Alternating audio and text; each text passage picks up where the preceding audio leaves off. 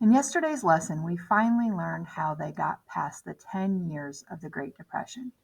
So, today, what we're going to learn about is what happens after the Great Depression? What is life like for them? And so, that's what we're going to be doing. If we start on chapter 6, it says the Great Depression and its effects completely changed the world of the 20th century. For starters, do you remember one of the things that President Herbert Hoover wasn't too sure about when the Great Depression started? He wasn't too sure whether or not the federal government should get involved with the national economy. However, by the time that FDR was elected, the American people demanded that the government come to their rescue. FDR gave the people confidence and passed a series of acts called the New Deal. But this marked a turning point in American history. The federal government would be a part of the everyday lives of its citizens.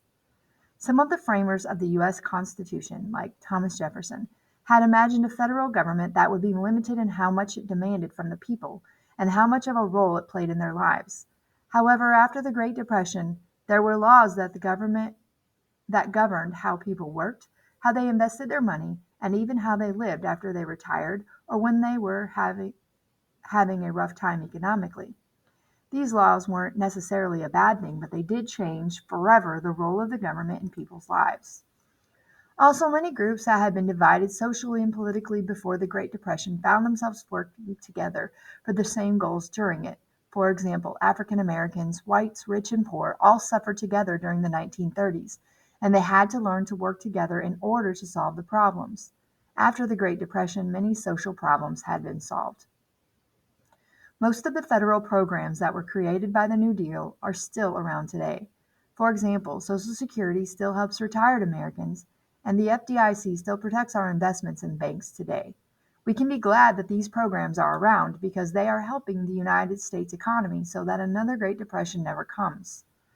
There were also some very sad consequences of the Great Depression. However, we already talked about how difficult it was to be alive back then.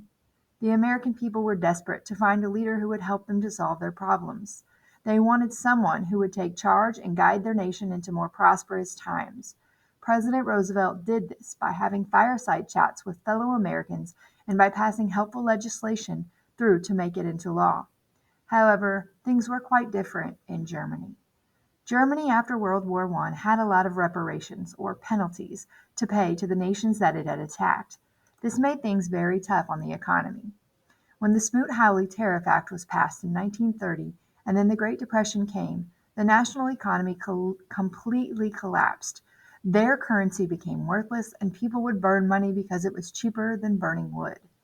Like Americans of the same time, the German people were looking for someone who would inspire them with confidence and who would lead them back into more prosperous time. They thought they had found such a man in Adolf Hitler. The Great Depression had created the perfect environment for a leader like Adolf Hitler. He used people's fears and uncertainties about the future to his advantage, to promote his own personal beliefs.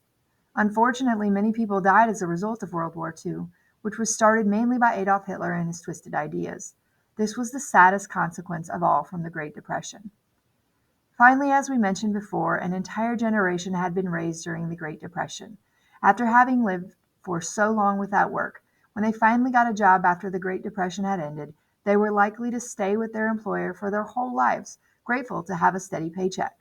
Also, they, unlike from their parents from the Roaring Twenties, would probably spend the rest of their lives being very thrifty and teaching their children the value of a dollar. So you have 4 questions today. The first is the New Deal marked a turning point in the United States history. What was its effect on the connection between the U.S. government and American citizens? So something new happens in history with the government and its connection to U.S. citizens. Number 2, tell me 3 things that caused Germany's economy to collapse. Number 3, how did Adolf Hitler come to power? We've heard that Adolf Hitler was a very bad man, and he was. So how did they actually allow him to come to power? That's back in the reading, so make sure you look. And the last question, what was the overall effect of the Great Depression on people? Name 2 effects. So what were 2 things that were effects of how, it affected people during the Great Depression?